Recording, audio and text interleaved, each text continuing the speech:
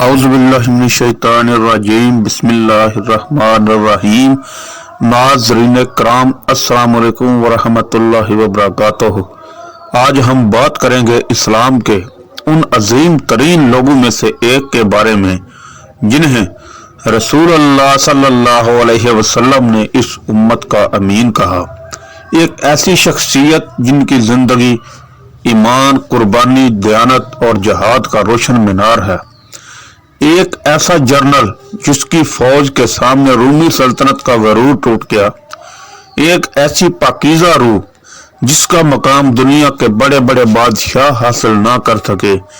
جی ہاں، آج ہم ذکر کر رہے ہیں حضرت ابو عبیدہ عامر بن الجراح رضی اللہ تعالی عنہ کا۔ حضرت ابو عبیدہ رضی اللہ تعالی عنہ کی ولادت مکہ مکرمہ میں قبیلہ قریش کی معزز شاخ بنو الحارث بن فہر میں ہوئی۔ آپ رضی اللہ تعالیٰ عنہ کا پورا نام عامر بن عبداللہ بن الجراح تھا، مگر دنیا آپ کو ابو عبیدہ کے نام سے جانتی رہی۔ آپ رضی اللہ تعالیٰ عنہ کے خاندان میں سچائی، بہادری اور شرافت مشہور تھی، لیکن عرب معاشرہ اس وقت جاہلیت کے اندھیروں میں ڈوبا ہوا تھا۔ شرک، ظلم، دولت پرستی اور قبائلی غرور ہر طرف عام تھا۔ ان حالات میں ابو عبیدہ رضی اللہ تعالیٰ عنہ ایک متوازن، سنجیدہ اور با اخلاق نوجوان سمجھے جاتے تھے۔ وہ جھوٹ، فریب اور بد اخلاقی سے سخت نفرت کرتے تھے۔ شرافت اور دیانت ان کی پہچان تھی، اسی وجہ سے لوگ ان پر بھروسہ کرتے تھے۔ جب مکہ کی فضاؤں میں پہلی بار وحی اتری اور نبی کریم صلی اللہ علیہ وسلم نے اسلام کی دعوت دینے کا آغاز کیا تو ابو عبیدہ رضی اللہ تعالیٰ عنہ ان خوش قسمت لوگوں میں شامل تھے جنہوں نے سب سے پہلے اسلام قبول کیا۔ حضرت ابو بکر صدیق رضی اللہ تعالیٰ عنہ دعوت دین میں سب سے نمایاں تھے۔ انہوں نے جس طرح عثمان رضی اللہ تعالیٰ عنہ، زبیر رضی اللہ تعالیٰ عنہ، طلحہ رضی اللہ تعالیٰ عنہ، عبد الرحمن رضی اللہ تعالیٰ عنہ کو اسلام کی طرف بلایا، اسی طرح حضرت ابو عبیدہ رضی اللہ تعالیٰ عنہ کو بھی اللہ تعالیٰ کے راستے کی طرف رہنمائی کی۔ جب ابو عبیدہ رضی اللہ تعالیٰ عنہ نے اسلام قبول کیا تو وہ صرف 28 یا 29 برس کے تھے۔ جیسے ہی ایمان ان کے دل میں داخل ہوا، ان کی زندگی بدل گئی۔ لوگوں کا ایمان اب اللہ اور رسول کا امین بن گیا۔ اسلام قبول کرنا اس وقت آسان نہ تھا۔ قریش ہر اس شخص پر ظلم کرتے جو محمد صلی اللہ علیہ وسلم کا پیروکار بن جاتا۔ ایک بار جنگی صورتحال میں ان کے اپنے والد نے ان سے زور زبردستی کے ساتھ مطالبہ کیا کہ وہ اسلام چھوڑ دیں، لیکن ایمان کی روشنی نے دل کو مضبوط کر دیا تھا۔ جب حالات شدت اختیار کر گئے اور والد نے ظلم میں حد سے گزر کر ان کے قتل کا ارادہ کیا تو لڑائی کے دوران ابو عبیدہ رضی اللہ تعالیٰ عنہ نے اپنے دفاع میں اپنے ہی والد کو مار دیا۔ اس موقع پر قرآن کی یہ آیت نازل ہوئی۔ ترجمہ: تم ہرگز ایسے لوگوں کو نہ پاؤ گے جو اللہ اور آخرت کے دن پر ایمان رکھتے ہوں اور وہ اپنے والدین سے دوستی رکھیں، اور اگر وہ اللہ اور اس کے رسول سے دشمنی کریں۔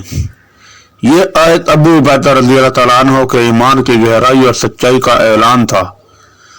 جب مکہ میں ظلم حد سے بڑھ گیا تو مسلمانوں کو حبشہ اور پھر مدینہ کی طرف ہجرت کی اجازت ملی۔ حضرت ابو عبیدہ رضی اللہ تعالیٰ عنہ نے بھی مدینہ کی طرف ہجرت کی اور وہاں نبی صلی اللہ علیہ وسلم نے مہاجرین اور انصار کے درمیان مواخات قائم کی۔ آپ صلی اللہ علیہ وسلم کی بائی چارگی سعد بن معاذ رضی اللہ تعالیٰ عنہ سے ہوئی، جو مدینہ کے سب سے بڑے سردار اور عظیم صحابی تھے۔ غزوہ بدر میں آپ صف اول کے مجاہد تھے۔ یہ وہ جنگ تھی جس میں مسلمانوں کی تعداد 313 تھی جبکہ مشرکین 1000۔ اس مارکے میں ابو عبیدہ رضی اللہ تعالیٰ عنہ نے کمال بہادری دکھائی، خصوصاً جب ان کے والد دشمنوں کی طرف سے آئے تو ابو عبیدہ رضی اللہ تعالیٰ عنہ نے بار بار ان سے بچنے کی کوشش کی، لیکن جب والد نے اصرار کیا تو ایمان کی فضل میں سخت فیصلہ کرنا پڑا۔ ग़ज़वा उहद में नबी करीम सल्लल्लाहु अलैहि वसल्लम जख्मी हो गए और आपके चेहरे मुबारक में लोहे के टुकड़े प्योस्त हो गए। हजरत अबू उबैदा रज़ी अल्लाह तआला अन्हु नबी सल्लल्लाहु अलैहि वसल्लम के पास पहुंचे तो उनके दिल की कैफियत नाकाबिले बयान थी। उन्होंने अपने दांतों की मदद से वह टुकड़े निकाले और इस मोहब्बत में उनके 2 दांत टूट गए। सहाबा कहते थे कि अबू उबैदा रज़ी अल्लाह तआला अन्हु का चेहरा उन टूटे दांतों के साथ पहले से ज्यादा रोशन नजर आता था। ग़ज़वा खंदक में भी आप नबी सल्लल्लाहु अलैहि वसल्लम के बिल्कुल करीब रहे। जंग के दौरान जब कभी रसूलुल्लाह सल्लल्लाहु अलैहि वसल्लम किसी अहम गिरोह को भेजने का इरादा करते तो आप अक्सर अबू उबैदा रज़ी अल्लाह तआला अन्हु को मुंतखब करते।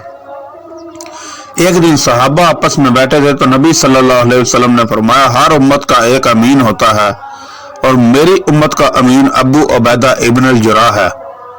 सोचे जिस उम्मत में अबू बकर, उमर, उस्मान, अली, खालिद जैसे लोग हों उनमें अमीन का लक़ब मिलना कितनी अजमत की बात है।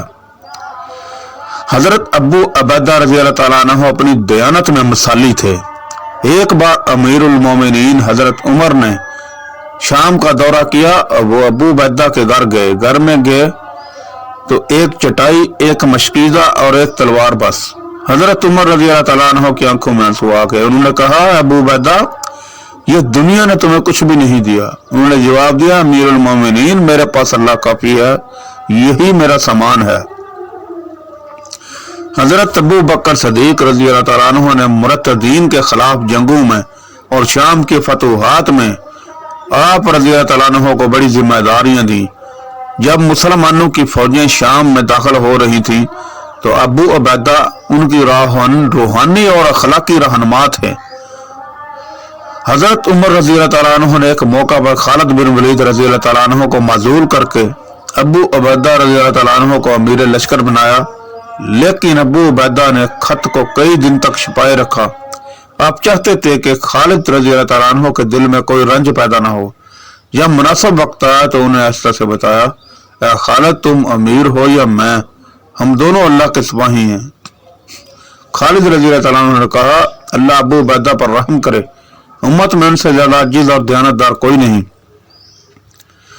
हजरत अबू उबैदा रज़ी अल्लाह तआला अन्हु की क़ियादत में शाम के बड़े शहर फतह हुए। जब बैतुल मुक़द्दस का मुहासरा हुआ तो अहले शहर ने शर्त रखी कि हम अपनी चाबियां सिर्फ उमर बिन खत्ताब को देंगे।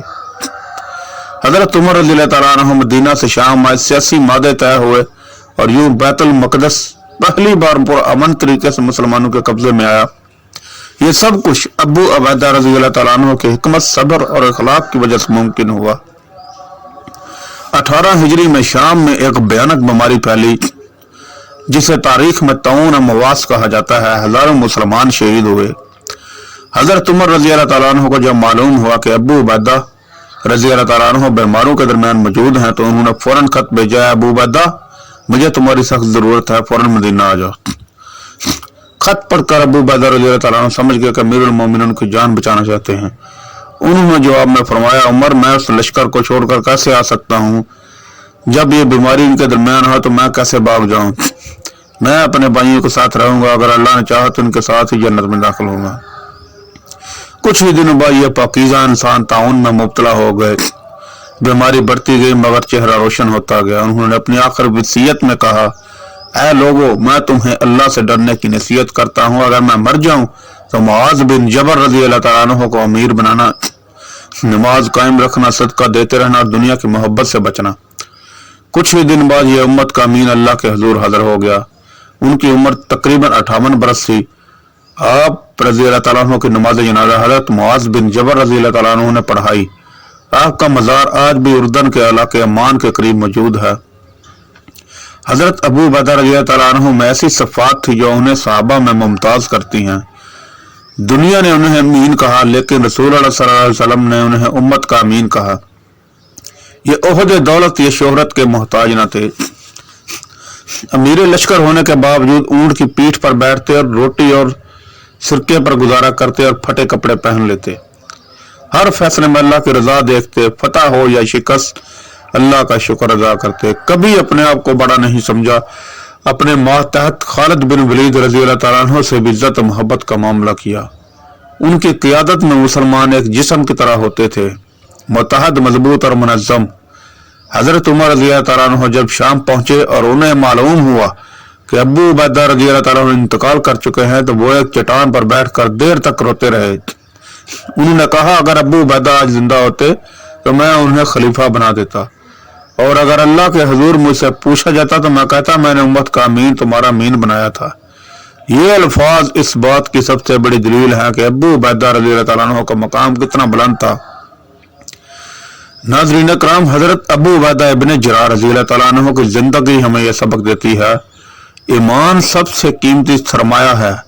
दयानत इंसान को अल्लाह के करीब करती है, आजिज़ी इंसान को बड़ा बनाती है। दुनिया चंद दिन की मेहमान है, असल कामयाबी अल्लाह की रजा और आखिरत की कामयाबी है। आज उम्मत अगर अबू उबैदा रज़ी अल्लाह तआला अन्हु जैसी इमानत, दयानत, सादगी और कुर्बानी अपना ले तो दुनिया की कोई ताकत मुसलमानों को शिकस्त नहीं दे सकती। नाजरीन, अगर आप इस तरह की और इस्लामी और तरीकी वीडियोस देखना चाहते हैं तो मेहरबानी फरमाकर लाइक करें, सब्सक्राइब करें और बेल आइकन को प्रेस करें, ताकि हर नई आने वाली इस तरह की वीडियो आप तक बर वक्त पहुंच सके। अल्लाह आपका हामी और नासिर हो।